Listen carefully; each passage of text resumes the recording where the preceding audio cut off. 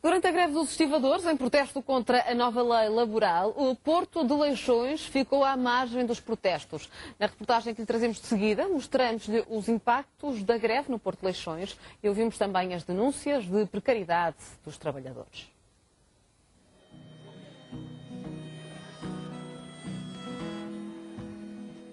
Levanta o título de maior porto de contentores do país. Em 2011, ano de crise, ultrapassou a histórica barreira de 1 milhão de euros de lucro, um salto de 60% face ao ano anterior. E neste ano, apenas só num ano, vamos crescer mais de 100 mil. De facto, este crescimento foi um crescimento que veio naturalmente numa ordem de grandeza dos 18% que temos vindo a crescer neste setor de mercado, mas que parte também foi este ponto final que teve a ver com um acréscimo muito grande de procura de contentores que tradicionalmente eram trabalhados nos portos sul, nomeadamente mais em Lisboa.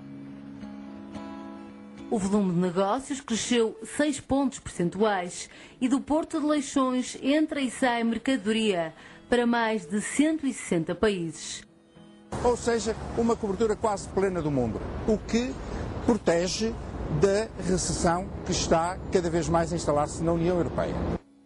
É um porto exemplar, merecedor de aplausos e prémios internacionais. Durante a greve dos estivadores dos portos a sul, manteve-se firme nas rotinas. Apesar das filas na portaria única, foi capaz de encaixar mais 10 mil contentores no cais do que habitual, num só mês. E todas as mercadorias, com mais ou menos percalços, tomaram o destino que o mar lhes ditou. Mas quanto custa tudo isto, afinal? Quanto suor dos homens da estiva? Quantos direitos foram violados? Durante um ano, temos que fazer sempre horas de nós algo passamos de agora 100 mil, não sei quanto. Num ano? Estou a falar nós da minha categoria.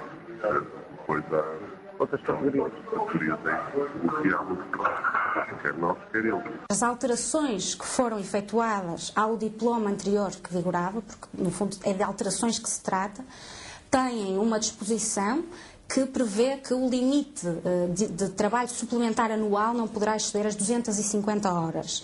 E, portanto, esse diploma, como sabemos, ainda não está em vigor, mas deverá estar quase a ser publicado e prevê, e terá de ser respeitado, obviamente, esse limite. O que podia parecer uma opção não passa, afinal, de um caminho onde o medo se sobrepõe à luta. Apesar do aumento do volume de negócios, em 2011 o Porto de Leixões reduziu em 14% os custos com o pessoal.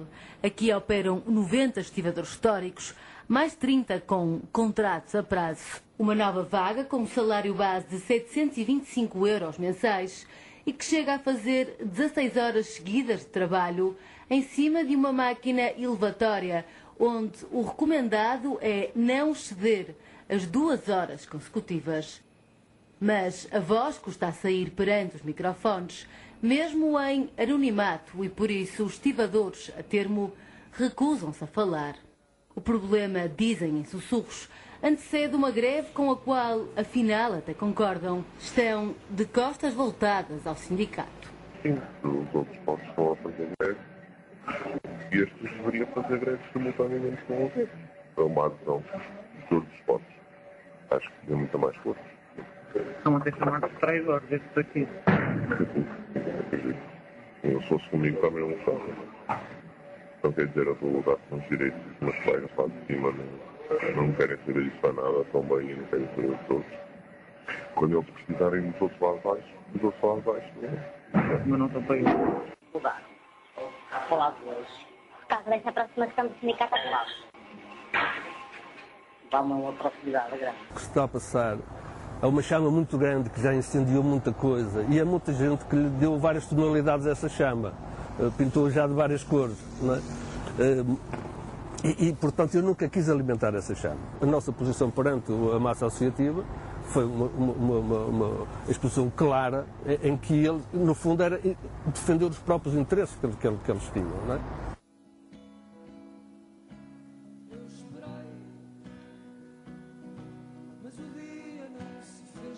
Interesses relacionados com a designação de trabalho portuário que levaram às ruas milhares de estivadores e encerraram, pelo menos até ao final deste ano, os serviços nos portos de Lisboa, Aveiro, Setúbal e Leiria.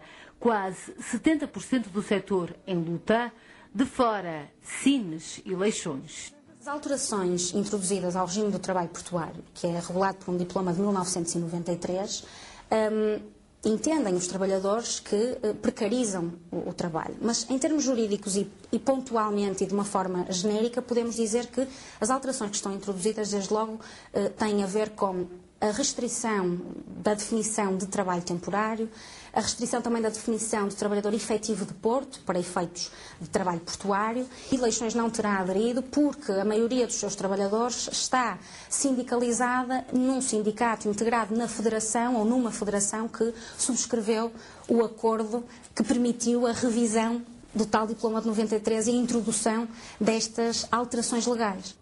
Leixões fez uma opção diferente, não saiu à rua e, em contrapartida, a nova lei acabou por se alinhar com o modelo aqui implementado há mais de 20 anos. Leixões sente-se um bocadinho à parte desta necessidade de estar a implementar essas regras porque já as tinha em prática e a funcionarem em pleno. Portanto, o que nós esperamos é que, de facto,